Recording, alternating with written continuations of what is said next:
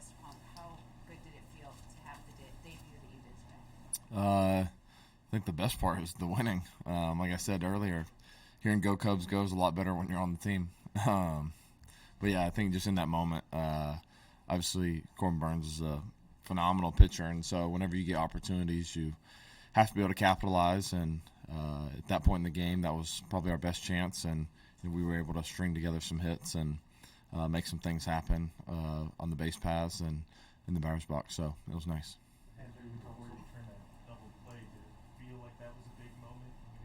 Oh yeah, I've said this from the beginning. Stroh's his like poise and competitive spirit is top shelf, and in those moments you can kind of you just look at him. He's the same. There's no extra. There's no less. He just stays even keeled, and he obviously made some big pitches to Rowdy in that situation and was able to put him on the ground. Nico was in the right spot at the right time, and I feel like that kind of just got a little bit of momentum flowing to our side.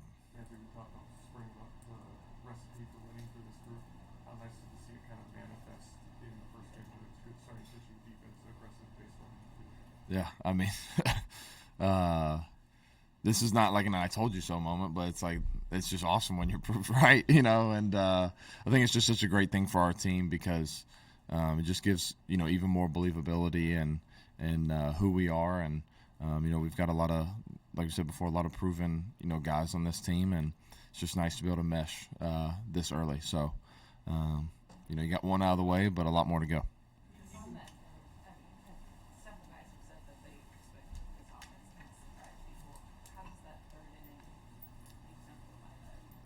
I think it's just good baseball, taking extra bases, pushing the envelope a little bit, kind of making the other team feel a little bit of just pressure in terms of the aggressiveness, and it worked out in our favor today. I think that everyone can lay their head on their pillow at night if we go out there and play our brand of baseball and win or lose. I feel like we have a good shot to win based on playing that kind of style, and it proved well for us today.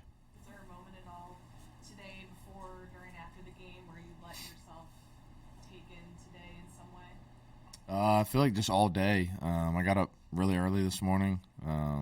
Spent a lot of time, just kind of in prayer and by myself, and I'm just really soaking up, these moments and living in the present. I feel like peace is only found in the right now, and it was just an amazing day. It's an amazing city, organization. Couldn't be more grateful to be here. I keep saying that over and over again because it's just the truth, and today was a special day for sure. You've had obviously 6 weeks in spring, wearing that logo, but how does it hit differently, when you're wearing it here at Wrigley? Can't beat the pinstripes.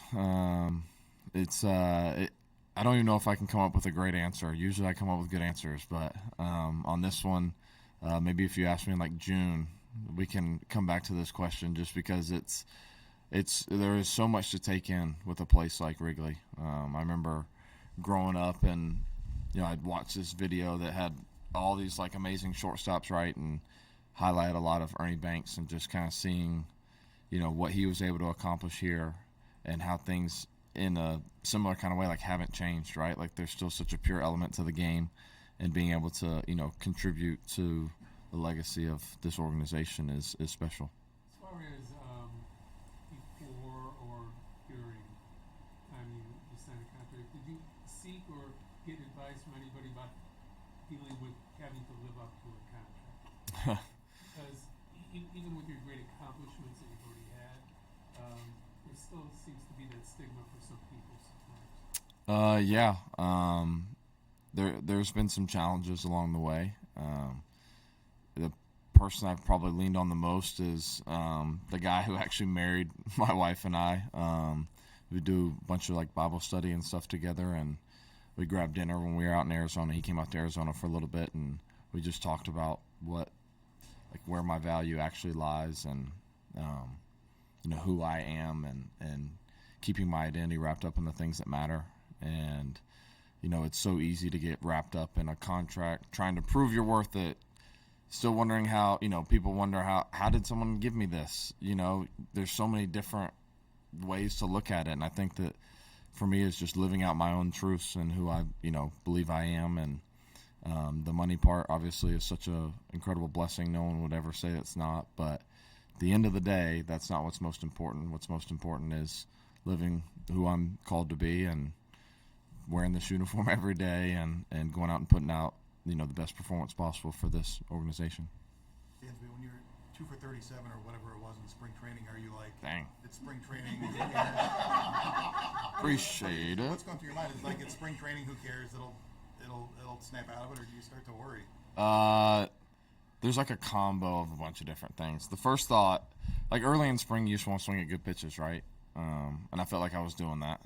And then as it kept going on, it was kind of like, hey, man, like, you're swinging at good pitches, but why do you keep fouling them off? That's really what it was. It was like, swing at the right pitch, foul ball. Swing at another good pitch, foul ball. It's like, okay.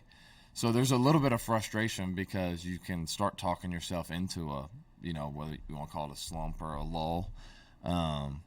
And you just kind of get back to work, and then there kind of gets to a point. My dad called me. It was funny. He was like, you remember the story of David and Goliath, right? I said, yeah. And he goes, you think David, he's like, he brought 5 stones, to kill Goliath. If he knew he was going to be perfect, he would have just brought 1. He's like, quit trying to be so perfect. Just go and do, right?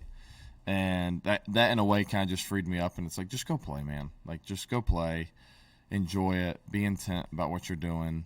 Yes, it is spring training, but put a little bit more emphasis and value on it. And, the last, week, I felt like I was in a better, more of a mental space. And, hopefully can continue, building upon that. Were you yelling at Nico to go? Just what did you think of his aggressiveness on that play? I wasn't. I was thinking it because he had slid into third, obviously, because he thought the throw was going there, but it was cut off, and then he got up. I mean, he's a great base runner, and I think he saw the ball was getting away, and he just made that aggressive push home, and I think that was another, obviously a big reason will help keep that inning going. Okay. Thanks, guys.